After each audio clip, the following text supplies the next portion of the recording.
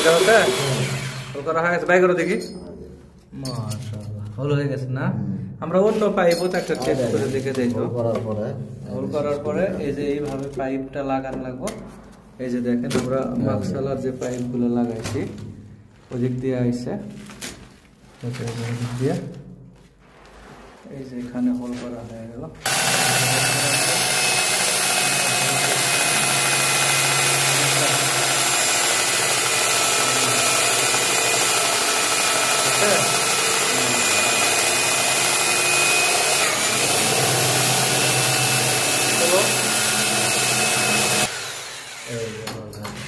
এই যে হোলটা, এই যে পাইপটা দেখেন একদম মিয়ে মিয়ে হয়েছে না?